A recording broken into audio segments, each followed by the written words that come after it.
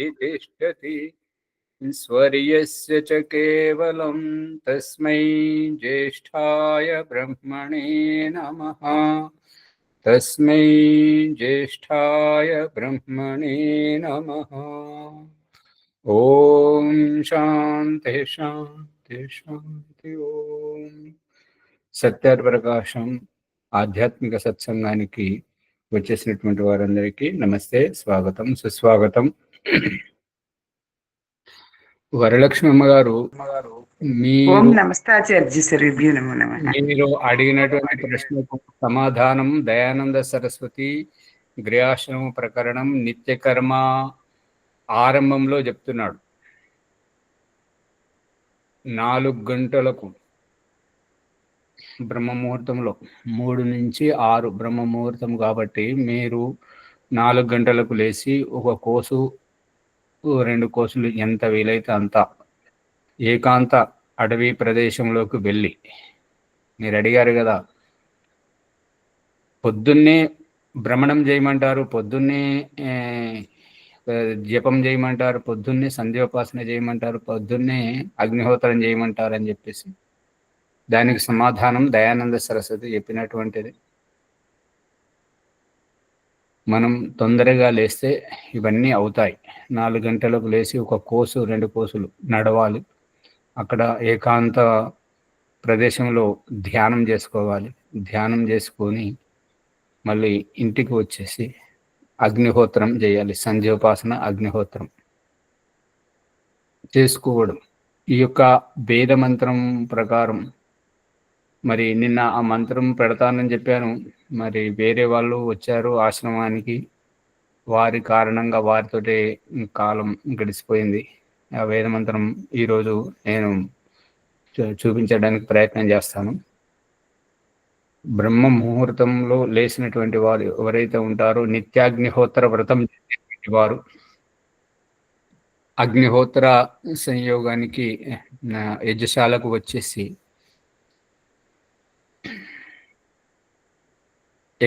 వచ్చేసి మసక చీకటిలోనే యజ్ఞశాలనంతా సర్దుకొని అజ్ఞాదానం, సమిధాదానం, జలప్రసేచనం, ఆఘార వాద్య భాగావతి వరకు ఈ యొక్క ఉష కమ్ముకొని తేలిపోయి జ్యోతి సూర్య అనే సమయానికి సూర్యుని ప్రథమ కిరణం యజ్ఞం చేసేటువంటి యజమానుని మస్తకం మీద పడేటువంటి స్థితిలో జ్యోతి సూర్య. అప్పుడే జ్యోతి సూర్య ఎందుకు ఇవ్వాలి అంటే, విత్తనము మొలకెత్తేమో కానీ సూర్యరశ్మి లేకుండా, కానీ సూర్యరశ్మి ఉంటేనే అది చిగురిస్తుంది. మరి దాన్ని తెలుగులో ఏమంటారో తెలియదు కానీ ఇంగ్లీష్లోనైతే క్లోరోఫిల్ అంటుంటారు. పత్రహరితం అంటారా? హరితం, పత్రహరితం ఆ రూపకంగా ఉంటుంటది. కాబట్టి ఇది సూర్యరశ్మి వల్లనే సాధ్యమవుతుంది. కాబట్టి సూర్యరశ్మి తప్పనిసరి అవసరం. సూర్యరశ్మితోటే చిగురించడం, పుష్పించడం, ఫలించడం, మరియు శాఖలు, ఆ యొక్క వృక్ష వనస్పతి యొక్క పంచాంగములు సిద్ధమయ్యేటువంటిది సూర్యరశ్మి ఒక్కదానితోటే అని కాదు, పంచమహాభూతాలతోటి సూర్యరశ్మి అందులో ప్రముఖ పాత్ర వహిస్తుంటది అన్నట్టుగా. దీని యొక్క అభిప్రాయం ఏంటంటే, భూమి తన ఊర్జాశక్తిని ఈ చెట్ల వేళ్ళ నుండి పైకి ఎగదోస్తుంటే సూర్యకిరణాలు పైకి లాగుతాయి. చెట్లు వేళ్ళతోటి నీళ్లను భూమిలోకి దింపినప్పుడు భూమిలో ఉన్నటువంటి ఊర్జాశక్తిని భూమి ఎట్లయితే ఎగదోస్తుంటదో, సూర్యకిరణాలు ఆ యొక్క వృక్షం మీద పడి ఆ వృక్షం యొక్క చిగుళ్ళతోటి ఈ యొక్క సంపర్కం ఉండి కింది నుంచి పైకి లాగుతుంటది. అది జరుగుతుంటది. కాబట్టి తద్వారా ఈ యొక్క క్లోరోఫిల్ మాత్ర అనేటిది, హరిత పచ్చదనం అనేటువంటిది, సస్యశ్యామలం అవడం అనేటువంటిది జరుగుతుంటది. అందు గురించి జ్యోతి సూర్య దీనితోటి అది సామగ్రి ఆహుతి. అంటే ఇక్కడ రహస్యం ఏంటంటే దీనితోటే సామగ్రి ఆహుతి ఎందుకు అని అంటే ప్రకృతి ప్రకృతి తన స్వరూపాన్ని విరబూయించి కనబరుస్తుంటది, ఆకర్షిస్తుంటది. ఇక ఏంటే ఈ యొక్క పరమాత్మ ఈ యొక్క ప్రకృతి లోపల ఏంటంటే అది స్త్రీ పురుషుల ఎవరి శారీరక ధర్మానుసారంగా వారు చేస్తుంటారు కాబట్టి ఇక్కడ సంతానోత్పత్తి అవడం అనేటువంటిది. వ్యవసాయదారుడు భూమిలో విత్తనం విత్తినప్పుడు వ్యవసాయదారు నుండి విత్తనం వస్తున్నది. ఆ యొక్క పంచమహాభూతాల నుండి ఆ విత్తనము పుష్పించి అది అది మొలకెత్తి చిగురించి ఈ యొక్క ప్రకృతి రూపం సస్యశ్యామలంగా హరితం పచ్చదనాన్ని అలుముకుంటున్నది. కాబట్టి ఇక్కడ రసతత్వముతో కూడినటువంటి హరితవనం హరిత విప్లవం అనేటువంటిది వస్తుంటది. కాబట్టి రెండు ఒకేసారి వస్తుంటాయి. కాబట్టి ఆ కలయిక తత్వమే ఈ యొక్క సూర్యజ్యోతి జ్యోతి సూర్య అంటే అమృత ఉపస్తరణం అపిధానం సత్యం యశః. ఈ రకంగా ఆ భూమి నింగి నేల విడిపోతున్నటువంటి ఆ తరుణములో ఈ యొక్క సూర్యోదయం అవుతున్నటువంటి ఆ రహస్యాన్ని అక్కడ భగవంతుడు కళ్ళకు కట్టినట్టుగా చూపిస్తున్నాడు అన్నట్టుగా. ఉపస్తరణం పృథివీ, అపిధానం ఆకాశం, సత్యం యశః. ఈ రెండింటి మధ్యలోనే ఇదిగో సూర్యుడు ఉన్నాడు అనే విధంగా స్త్రీ పురుషుల కలయికతోటి సంతానం కలుగుతుంది మైథున సృష్టిలో అనేటువంటి రహస్యాన్ని చూపించడం. ఈ యొక్క ఇక్కడ ఈ సూర్యరశ్మి వల్లని చిగురించి సస్యశ్యామలమైనటువంటి ఆ ప్రకృతిలో లోపల నుంచి భూమి నుంచి వచ్చేటువంటి ఎనర్జీ సూర్యరశ్మితో కూడినటువంటి దాంతో ఈ యొక్క పరిమళం వెలువడుతూ ఉంటే మకరందం వస్తుంటుంటది.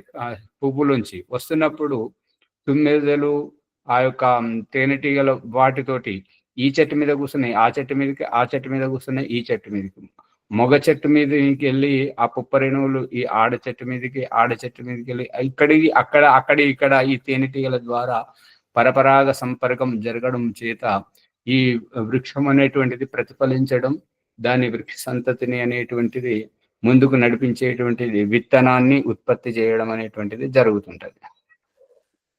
అర్థమవుతుందా ప్రభాకర్ గారు? అంతే.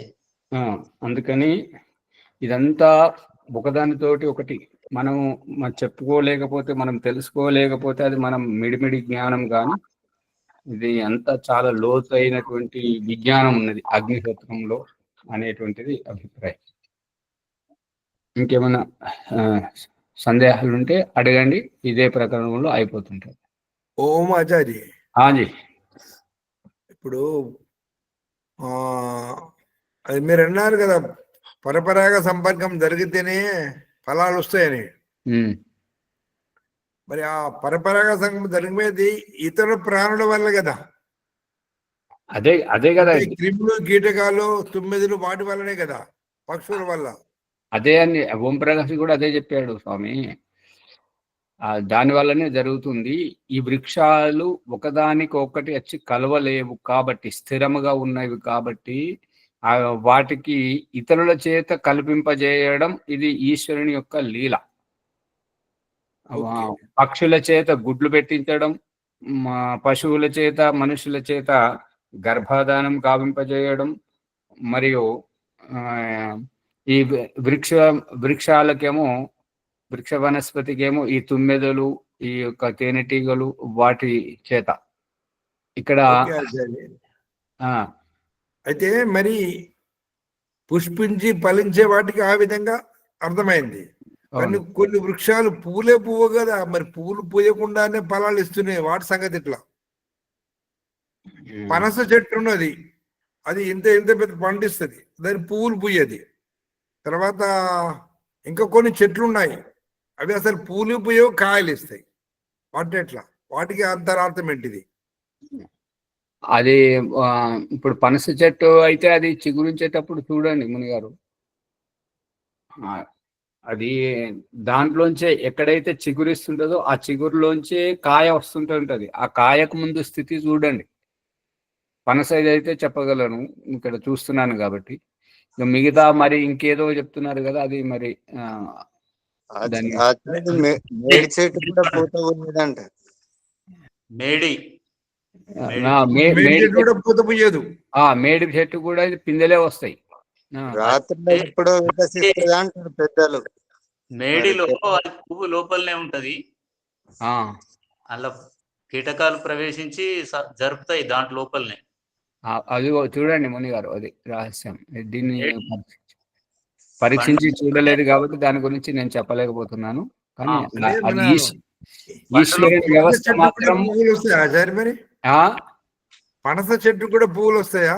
పనస చెట్టుకు అయితే దాని లోపలే ఉంటుంటది. అది ఆ చిగురించి దాని ఎక్కడైతే ఆ పువ్వు రూపం ఉంటుంటదో దాంట్లోంచి ఈ పిందె పుట్టుకొస్తుంటది, కాయ వస్తుంది. కాండానికే వస్తుంది, పెద్ద మండలం రావది, కాండానికే వస్తుంది. అవును అవును, ఆ కాండానికి ఎక్కడైతే అది తొడెం పుడుతుంటదో ఆ పుట్టేటువంటి అక్కడే ఉంటుంటది, అది గమనించండి. ఫలం లోపలనే పుష్పం, ఫలం లోపలనే పుష్పం ఉంటది, దాంట్లోనే జరుగుతుంటది ఆచార్య పరాగ సంపర్కం. ఇప్పుడు అది ఏంటంటే సంపర్కం అంటారు, స్వపరాగ సంపర్కం. ఇది ఈ తేనెటీగ వంటి వాటికేమో తొండం చొప్పించడం, ఈ పశువుల వంటి వాటికేమో ఆ రకంగా. ఇక ఈ పక్షులకైతే ఏంటంటే దాని శరీరం మీద నిలబడి తల జుట్టును లాగితే ఆ అన్నము దాంట్లోనే. అదే రూపకంగా ఈ వృక్షాలకు ఏంటంటే ఈ మొగ చెట్టు నుంచి అవి తీసుకొచ్చి ఆడ చెట్టులో దాని పువ్వులో అవి పుప్పరేణువులను వదలడం అవి చేస్తుంటాయి తేనెటీగలు, మకరందాని కోసం. ఇదంతా ఈశ్వరుని లీల, దీంట్లో ఇక మన ప్రమేయం ఏమీ లేదు, అంతకు మించి నాకు తెలియదు.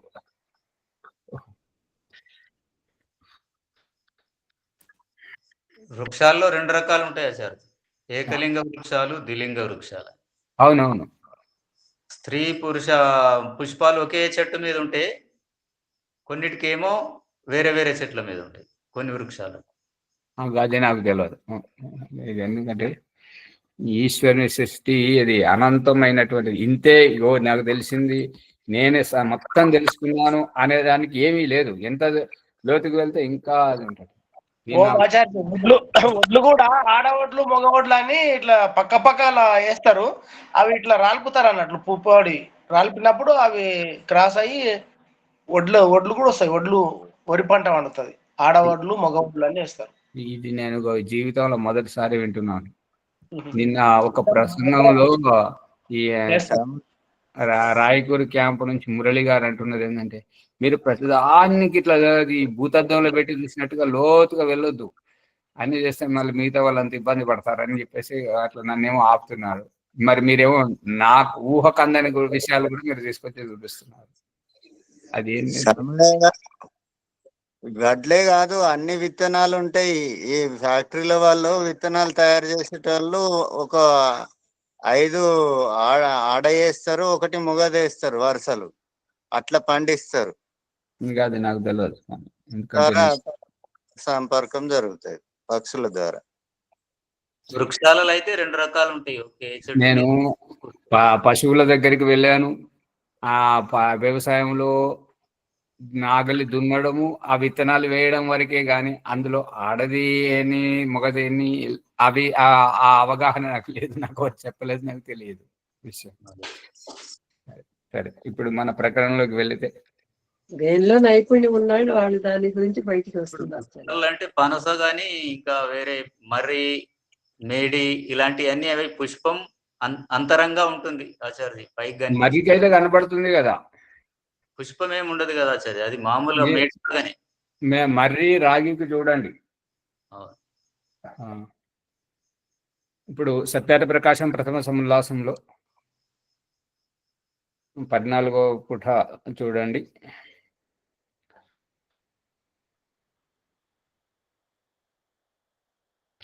చరగతి భక్షణయోః ఆంగ్పూర్వకమగు ఈ ధాతువు వలన ఆచార్య శబ్దం సిద్ధమగును.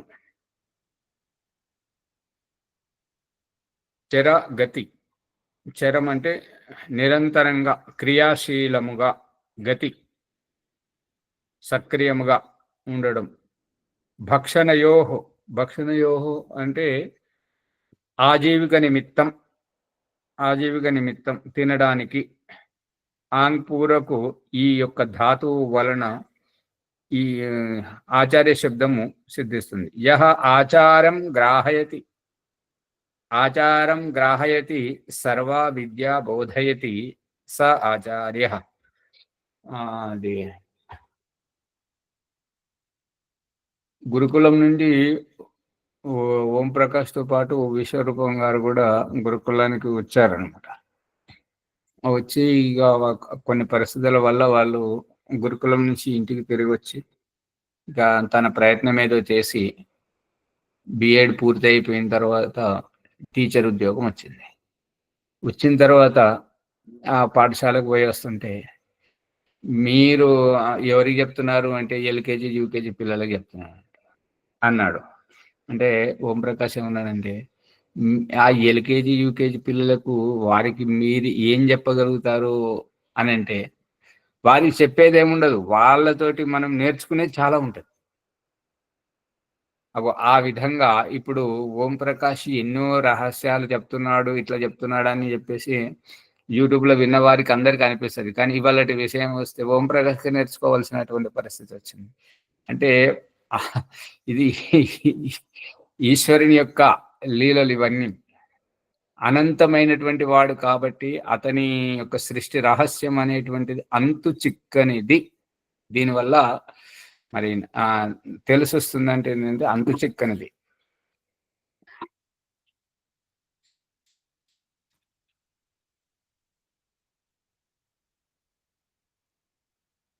ఈశ్వర అంటే ఆచారం గ్రాహయతి, ఆచారం. దయానంద సరస్వతి ఈ యొక్క సంధ్యోపాసన పంచమహాయజ్ఞ విధి ప్రకారం ఇదివరకు, ఇప్పుడు చాలా మంది చేస్తున్నటువంటిది ఆ పద్ధతిని పాటిస్తున్నారు.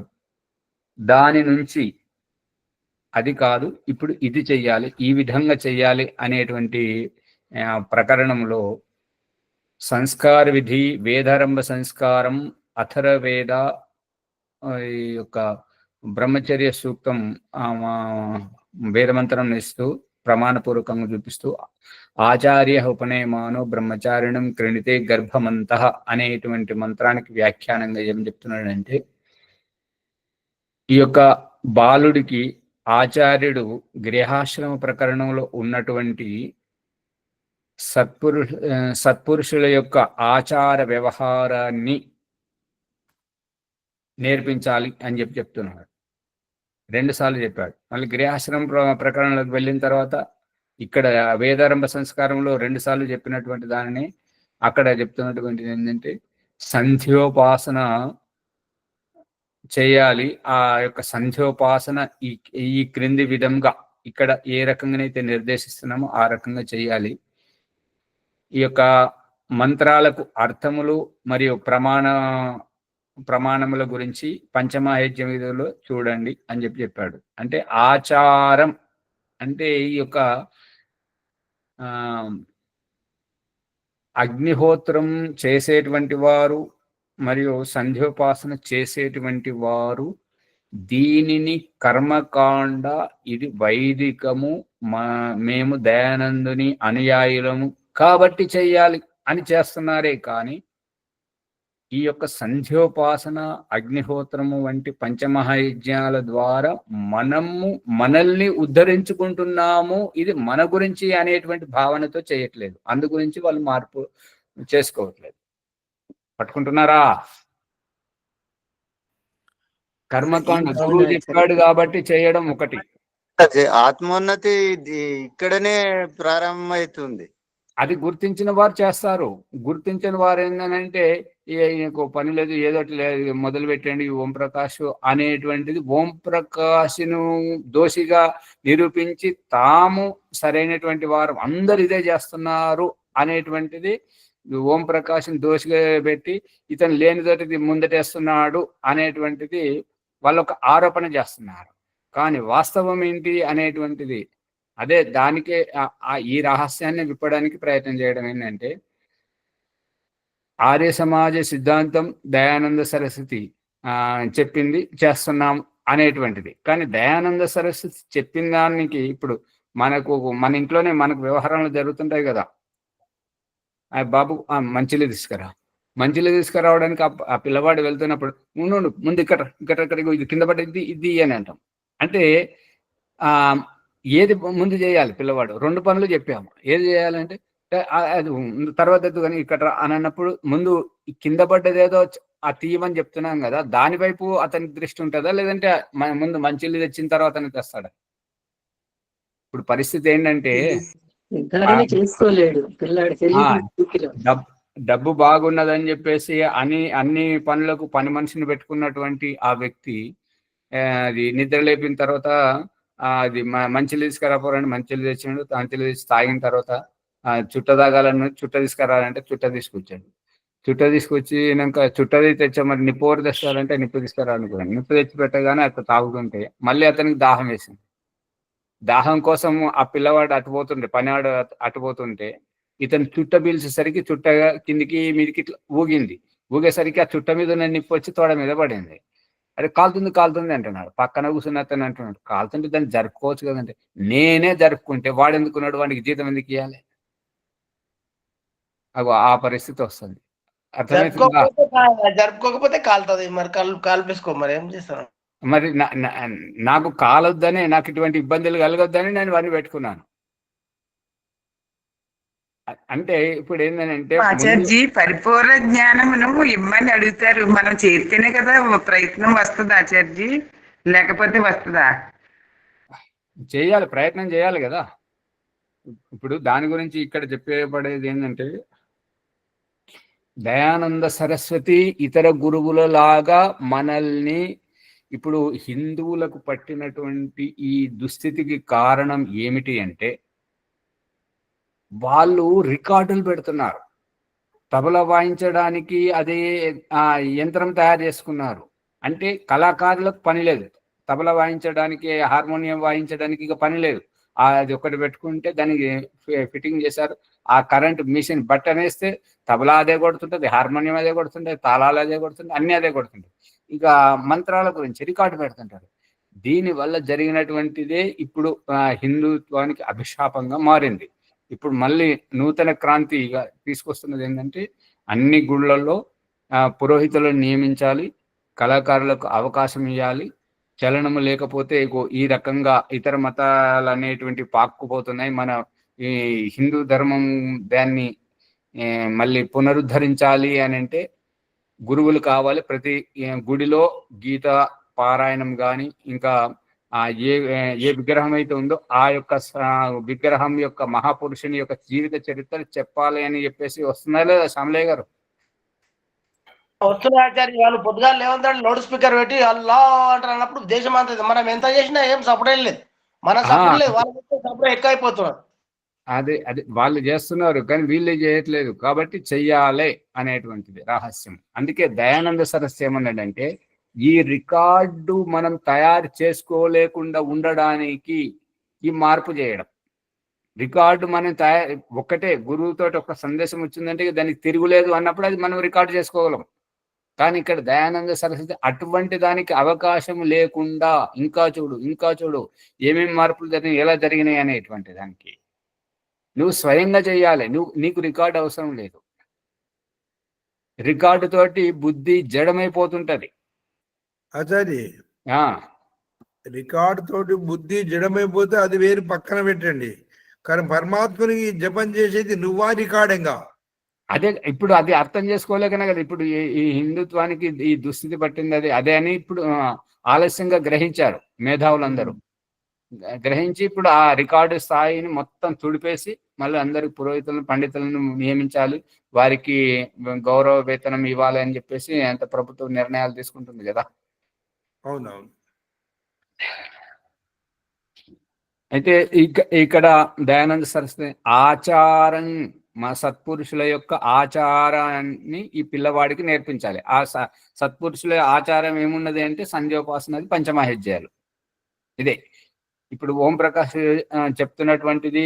ఈ యొక్క మీకందరికి ఈ స్క్రిప్టులతోటి సంధ్యోపాసన బ్రహ్మ సాక్షాత్కారం అనేటువంటి దాంట్లో చెప్పబడింది అదే. దయానంద సరస్వతి తన జీవితంలో చిట్ట సారిగా చెప్పబడింది. అందు గురించి యోగ బ్రహ్మ సాక్షాత్కారం, సంధ్యా యోగ బ్రహ్మ సాక్షాత్కారం ఆ విధంగా ముందుకెళ్తుంది.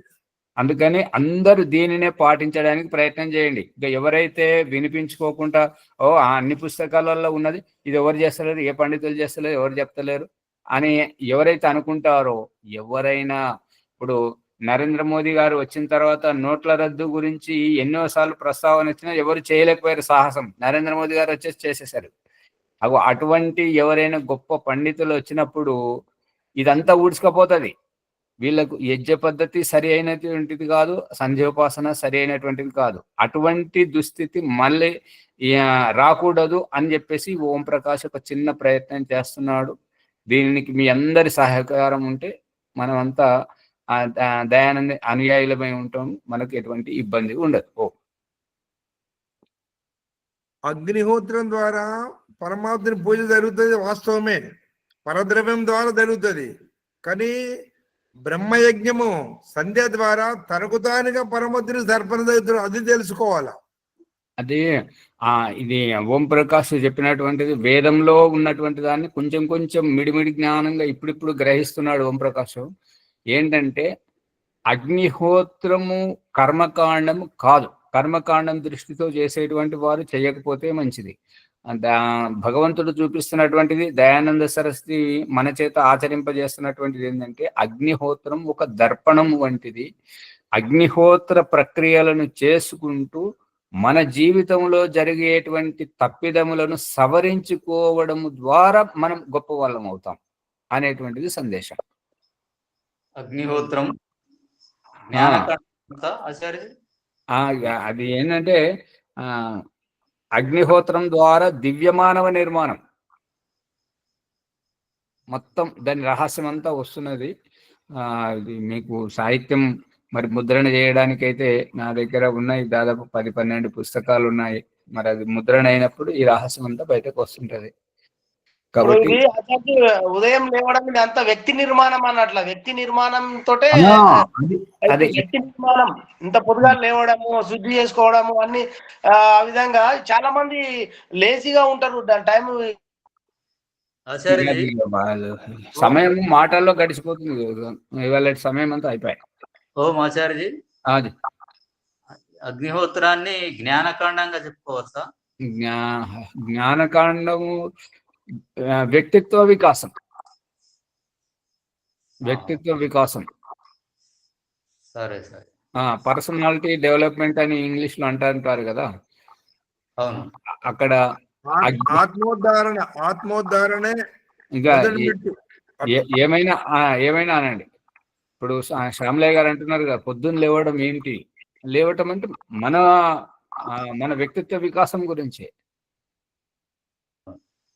ఇప్పుడు ఆలస్యంగా పడుకునేటువంటి వారు, తొందరగా బ్రహ్మముహూర్తం లేచినటువంటి వారు, వారి శారీరక శుద్ధి తోటి ఏవైతే మలమూత్రాలు వదులుతుంటారో ఆ దూషిత వాయువులో లేస్తుంటారు. అటు పశువులు పక్షులు లేచిన తర్వాత ఆలస్యంగా లేసేటువంటి వారు ఈ దూషిత వాయువును పీల్చుకుంటూ లేస్తుంటారు. కాబట్టి వారికి ఆ బద్ధకం.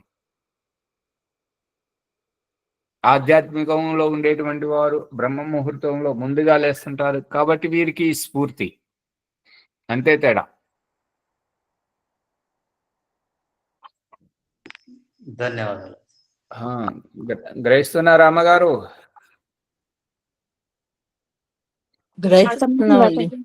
సునీతమ్మ గారు మరి కొత్తగా వస్తున్నారు కదా. ఇది గ్రహిస్తున్నాను. ఆ, ఇది పట్టుకోవడానికి ప్రయత్నం చేస్తున్నాను. అది అట్లా. ఇది ఇప్పుడు వీళ్ళు చేసే ప్రయత్నం ఏంటంటే ఆత్మ సాక్షాత్కారం, పరమాత్మ సాక్షాత్కారం ఎలా చేసుకోవాలనేటువంటిది పూర్వాభ్యాసం నేర్పించడం జరుగుతుంది. ఇవాళ కొంత చూశారు కదా, అందులో పాల్గొని మీరు కూడా చెప్పడానికి ప్రయత్నం చేయండి. ఒక్క మాట, 2 మాటలు, కొంచెం కొంచెం కొంచెం కొంచెం. సరే ఆచార్య. ఓ. ఆచారం గ్రాహయతి సర్వా విద్యా బోధయతి.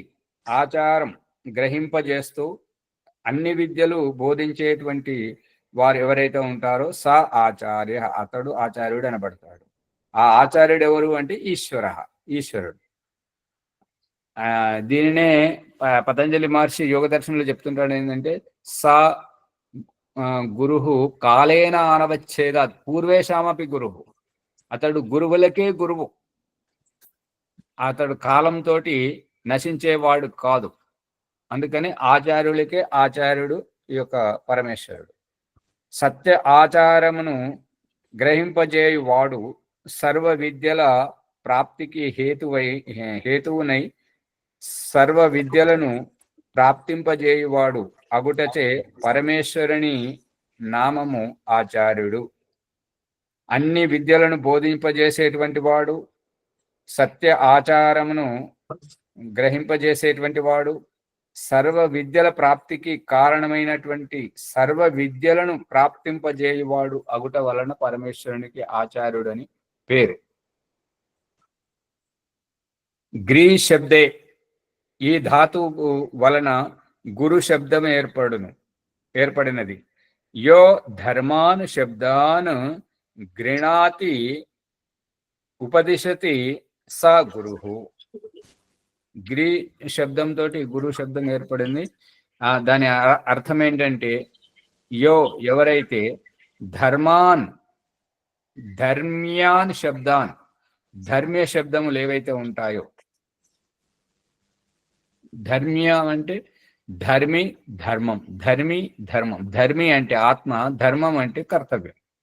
ఆ ధర్మ్యాన్ శబ్దాన్ గృణాతి అంటే గ్రహించేటువంటి వాడు. ఓహో, దీని అభిప్రాయం ఇలా ఉంటుందా, గ్రహించడం అంటే ఓహో ఇది ఇలాంటిదా అని ఆశ్చర్యచకితములై ఆ యొక్క రహస్యాన్ని పట్టుకునేటువంటి దాన్ని గ్రహించడం అంటారు. ఉపదేశతి స గురు, ఆ రకంగా ఆశ్చర్యాత్మకమైనటువంటి రహస్యాలను ఉపదేశించేటువంటి వారు గురువు అంటే బాధ్యత గలవాడు అని. బాధ్యత గలవాడు. ఇప్పుడు ఏంటంటే తినేటువంటి పదార్థము ఉన్నదనుకోండి, సంతానం లేని వారు వారే తింటుంటారు, బ్రహ్మచర్యంలో ఉన్నవారు వారే తింటుంటారు. కానీ గృహస్థులైనటువంటి వారు, సంతానవతి అయినటువంటి తల్లి కానీ తండ్రి కానీ ముందు పిల్లలకి ఇస్తుంటారు. వాళ్ళు తిన్నటువంటి తృప్తిలో వీళ్ళు తృప్తి పడుతుంటారు. కానీ అది బాల్యంలో ఉన్నటువంటి వాళ్ళు, సంతానం లేనటువంటి వాళ్ళు ఏంటంటే వాళ్ళే తీసుకుంటారు. అది రహస్యం అంతా.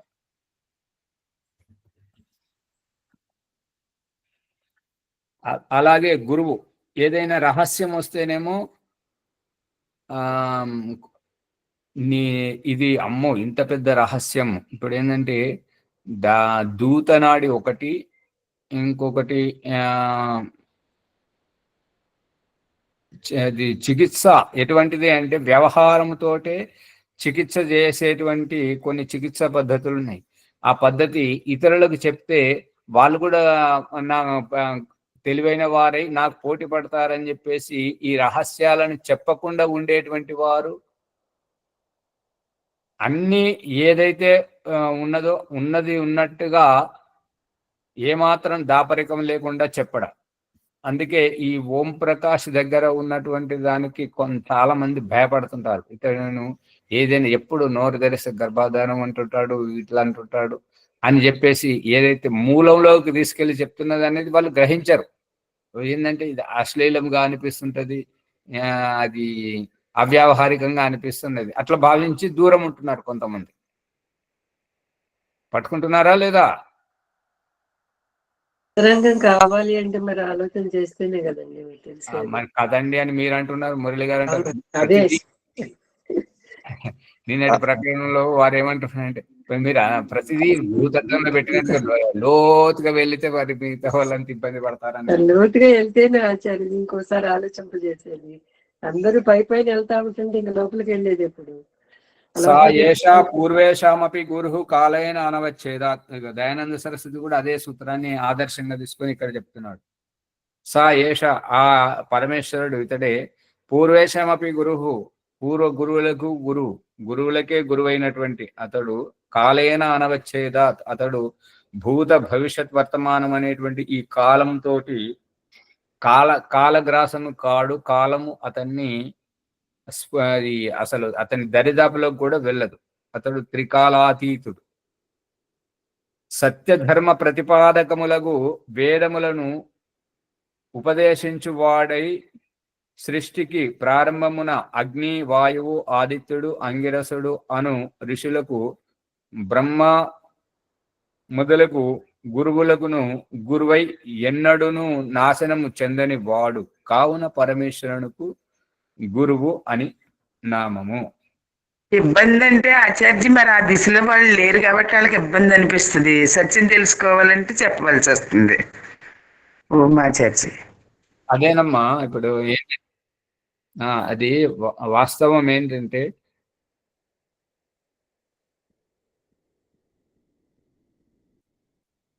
ఎవరైతే పొగుడతారో వారు మంచిగా అనిపిస్తుంటారు. తల్లి, తండ్రి, గురువు సూటిగా చెప్తుంటారు కాబట్టి తల్లి, తండ్రి, గురువు ఈ ముగ్గురికే దూరంగా ఉండడానికి, దాపరికం చేయడానికి ప్రయత్నం చేస్తుంటారు. ఇక మిగతా వారికి అందరికి ఎవరైతే పొగుడుతుంటారో వారి దగ్గర ఉత్సాహం, ఉల్లాసంగా ఉంటుంటారు, మనసు విప్పి మాట్లాడుకుంటారు. ఇక్కడ మాత్రం అమ్మో జాగ్రత్త పడతారు, దూరం.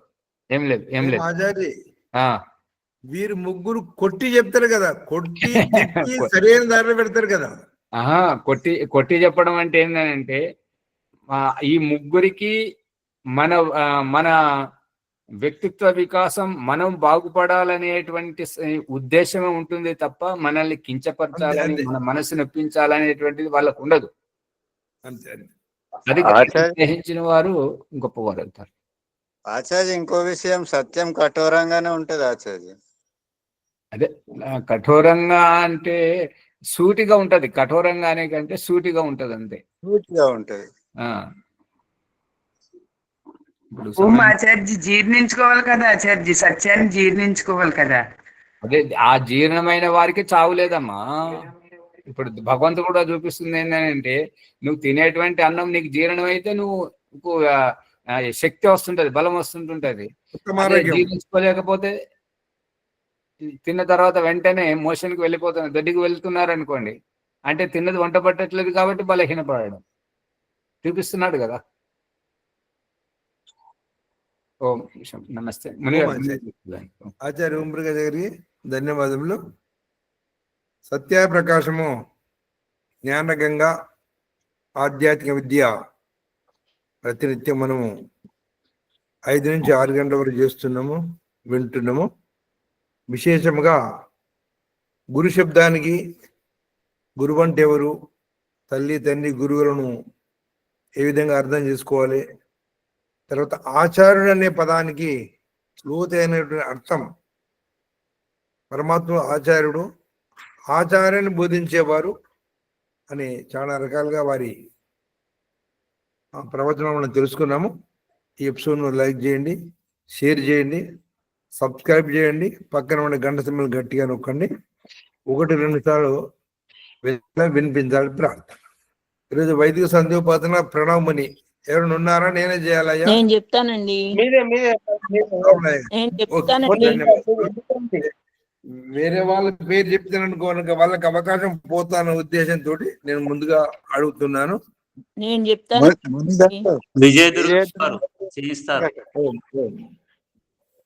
ఈ వేళ మునీజీదే కదండి, మునీజీదే వేళ. ఎవరితో వాళ్ళు చేస్తే బాగుంటది, వేరే టైంలో చేస్తే బాగుంటది. ఎవరితో సంధ్యోపాసన ప్రణవమని భాగ్యనగరం. ఓ, ఎవరిది ఉన్నప్పుడు ఆ సమయానికి ఎలాగైనా రావడానికి ప్రయత్నం చేయాలి, అది బాగుంటుంది. ఇవాళకి నాకు ఇది మళ్ళీ ఇంకా ఒక పరిధి ఉండదు దాని. ఇవాళకి నాకు ఇవ్వండి. మా దయచేసి మీరు మాట్లాడకుండా ఉంటే నా సంధ్య ప్రారంభం చేస్తా. నేను చేస్తానండి ఇప్పటికి. ఓ మునిజీ, మునిగారు సంధ్యాయోగ మునిగారు. సాక్షాత్కారము. ఇవాళ అడుగుతున్నారు కదండి గారు, విజయదుర్గమ్మ గారు. ఇవ్వండి. విజయదుర్గమ్మ గారికి ఇవ్వండి ఈరోజు. అమ్మ విజయదుర్గమ్మ గారు చెప్తారా? చెప్తానండి. ఇందాక అదే అడుగుతున్నా. ధన్యవాదములమ్మా, చెప్పండి, మీకు అవకాశం ఇస్తున్నా. ఓం నమస్కారం. ఓం ఓం ఆ కెమెరా ఓపెన్ చేయండి అమ్మగారు. అమృతోపస్తరణమసి స్వాహ అమృతాపిదానమసి స్వాహ. ఓం సత్యం యశః శ్రీర్మయి శ్రీ సైతాం స్వాహ. ఓం వాక్ వాక్, ఓం ప్రాణః ప్రాణః, ఓం చక్షుః చక్షుః, ఓం స్తోత్రం స్తోత్రం, ఓం నాభిః, ఓం హృదయం, ఓం కంఠః, ఓం శిరః, ఓం బాహుభ్యాం యశోబలం, ఓం కరతల కర పృష్ఠే. మార్జాన మంత్రములు. ఓం భూః పునాతు శిరసి, ఓం భువః పునాతు నేత్రయోః, ఓం స్వః పునాతు కంఠే, ఓం సమః పునాతు హృదయే, ఓం జనః పునాతు నాభ్యాం, ఓం తపః పునాతు పాదయోః, ఓం సత్యం పునాతు పునః శిరసి, ఓం కం బ్రహ్మ పునాతు సర్వత్ర. ప్రాణాయామ మంత్రములు. ఓం భూః, ఓం భువః, ఓం స్వః, ఓం మహః, ఓం జనః, ఓం తపః, ఓం సత్యం. అఘమర్షణ మంత్రములు. ఓం ఋతం చ సత్యం చ అభిదాత్ తపసోధ్యజాయత, తతో రాత్రజాయత, తతః సముద్రో ఆర్ణవః. ఓం సముద్రాదర్ణవాదధి సంవత్సరో అజాయతః, అహోరాత్రాణి విదిదత్ విశ్వస్య మిషతో వసి. ఓం సూర్య చంద్రమసౌ ధాతాయ దా పూర్వమకల్పయత్, దివించ పృథ్వీంచ అంతరిక్షో మదో స్వః. ఓం సన్నో దేవీరవీష్టయ ఆపో భవంతు పీతయే, శమ్యో న విసవంతు నః. మనసా పరిక్రమణ మంత్రములు. ఓం ప్రాచీదిక్ అగ్నిరధిపతిరసితో రక్షితాదిత్యైషవః, తేభ్యో నమో అధిపతిభ్యో నమ రక్షితుభ్యో నమ ఈశుభ్యో నమ ఏభ్యోస్తు. యోస్మాద్వేష్టియం వయం దిష్మస్వం వోజంబే దద్మః. ఓం దక్షిణాదిక్ ఇంద్రోధిపతిస్తరస్తరాజీ రక్షితా పితరేషవః, తేభ్యో నమో అధిపతిభ్యో నమ రక్షితుభ్యో నమ ఈశుభ్యో నమ ఏభ్యోస్తు. యోస్మాద్వేష్టియం వయం దిష్మస్వం వోజంబే దద్మః. ఓం ప్రతీచి దిగ్వరుణోధిపతిః హృదాకూరక్షితాన్నమిషవః, తేభ్యో నమో అధిపతిభ్యో నమ రక్షితుభ్యో నమ ఈశుభ్యో నమ ఏభ్యోస్తు. యోస్మాద్వేష్టియం వయం దిష్మస్వం వోజంబే దద్మః. ఓం ఉదీచి దిక్ సోమోధిపతిః స్వజో రక్షితాసనిర్షవః, తేభ్యో నమో అధిపతిభ్యో నమ రక్షితుభ్యో నమ ఈశుభ్యో నమ ఏభ్యోస్తు. యోస్మాద్వేష్టియం వయం దిష్మస్వం వోజంబే దద్మః.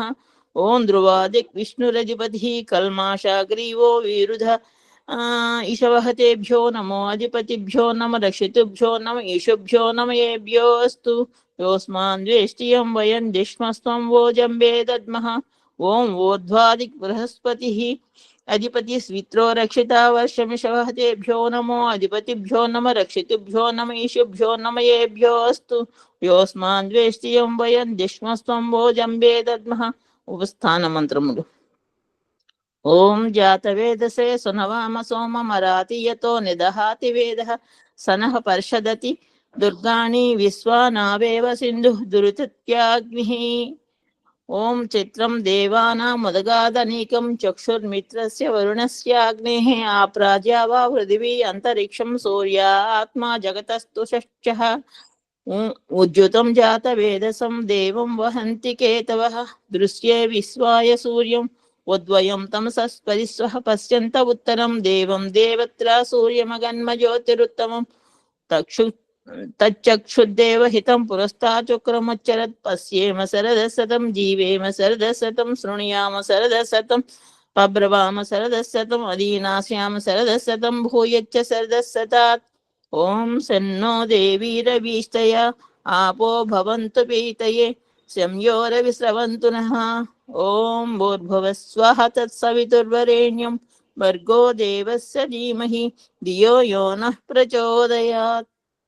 ఓ పరమేశ్వర, దయానిదే, మీ కృప వల్ల జపోపాసనాది కర్మములను చేసిన మేము ధర్మ అర్థ కామ మరియు మోక్షముల సిద్ధిని సత్వరముగా ప్రాప్తించుకుందుముగాక.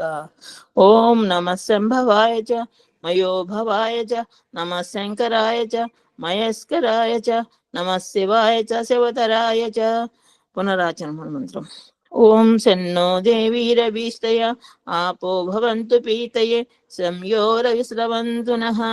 ఓం శాంతి శాంతి శాంతి. నమస్తే అండి.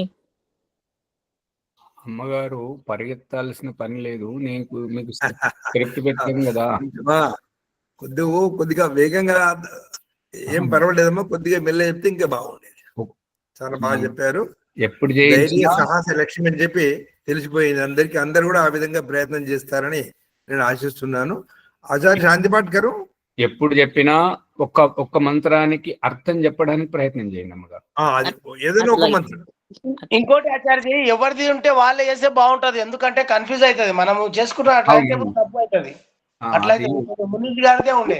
ఓం ఆచార్జీ, అక్షరాలు ఈ రోజు సోమవారం అన్ని సకం సకంగా పలకటము నీదే ఉంది. అమ్మగారు వచ్చి చెప్పినందుకు చెప్పిన అట్లా.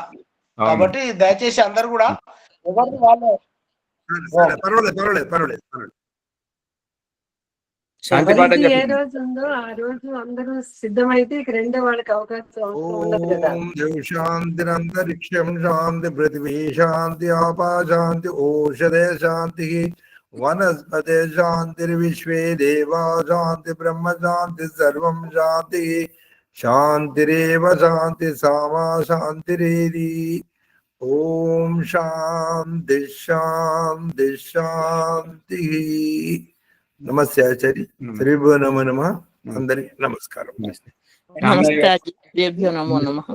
శ్యామలయ్య గారు ఉన్నది. ఓం నమస్తే ఆచార్య.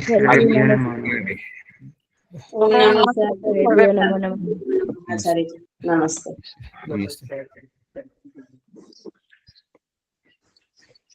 అది పుష్పమ్మ గారు ఆచార్య రికార్డ్ ఆచార్య రికార్డ్ ఒక్క నిమిషం.